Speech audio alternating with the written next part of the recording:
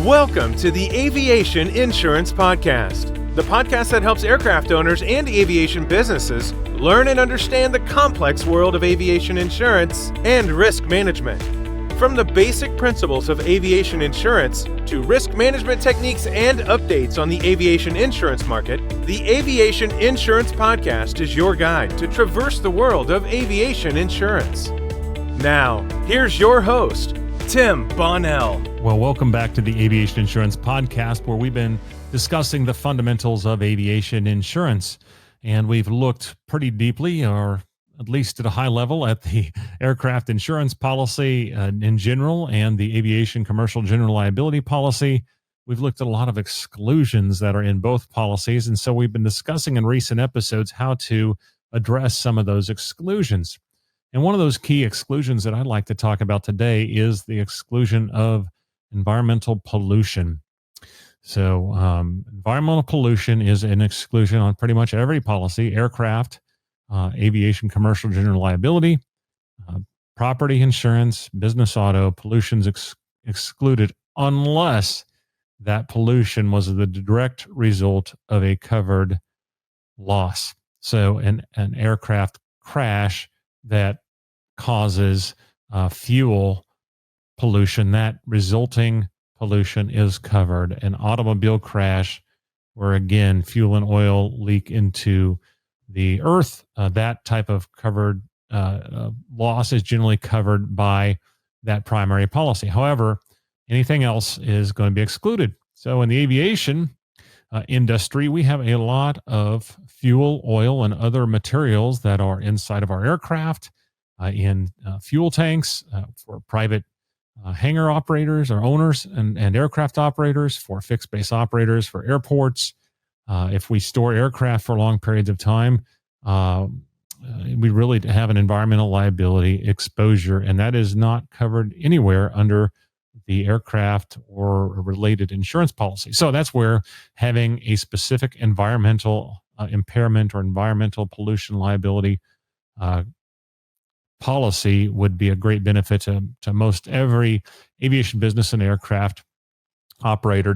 It isn't always cheap, is usually the holdback, but it's one of those things where you will see an uncovered loss on an annual basis, at least somewhere. And so anyway, getting this coverage is important to consider, and it can be purchased in a number of different ways. It can be purchased as a storage tank only type of policy. Again, this would only cover an environmental pollution loss that can be identified as been caused by that storage tank. And that can become a problem when there are multiple storage tanks in an area. So this storage tank liability covers those specifically designated tanks only. And so it can be good or better than nothing if you're having a storage tank, but there are a lot of other issues, again, having to prove that this designated tank was the cause of the loss, or again, if you have other things like fuel trucks, aircraft, it's really not as broad as it covers as an ideal for an aviation operation, whereas at least a site-specific pollution legal liability policy that provides coverage for the designated premises is kind of a step up. So that way, if we have aircraft in the hangar, a storage tank, that we've got the entire described premises covered under that site-specific pollution legal liability policy. And the other way, if we have multiple policies, if we're taking fuel trucks to and fro, is having contractors' pollution liability. Again, this can follow from various premises or job sites. It can be contract specific, but it is going to have a more broad application than the first two options. Typically, these policies are written on a claims-made basis. We've talked about that in our other recent episodes, where the coverage applies if the claim is actually made or brought to fruition during the policy period. So the occurrence can happen in one policy period, but if that policy period ends and the claim's not made till after that, there could be no coverage. That's why we've got to continually have a policy in place for even several years after our initial exposure ends. So the policy only provides a response to losses when claims are made during that policy period. So defense costs for the environmental liability, pollution liability policies could be inside or outside of the limit. We've discussed in recent episodes how the defense costs are actually inside the limits on certain policies like a professional liability or employment practices. They could be, meaning that every time $1 is spent on the legal defense, it takes $1 away from the limit of liability that's left. We call it that diminishing liability principle based on the defense costs. Or it could be outside the limit of liability, those defense costs, like our aircraft or our aviation CGL policies, where the defense costs are completely separate from the limit of liability. So that is something you want to pay attention to when purchasing an environmental liability coverage, environmental liability policy. It's also important to note that these can cover both first-party and third-party exposures. So we have first-party exposures to, our immediate cleanup on our premises, to maybe some business income lost revenue potentially. All of these policy forms are different. So we can look at various first-party exposures to cover, and then the third-party damage to a neighboring premises, damage to the airport that you're located.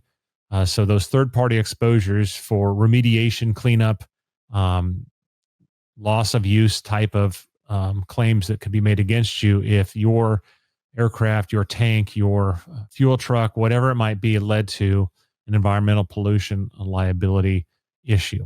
So again, each policy form is a little bit different. There's not a lot of standardization, so it is important to find out what is and what's not covered.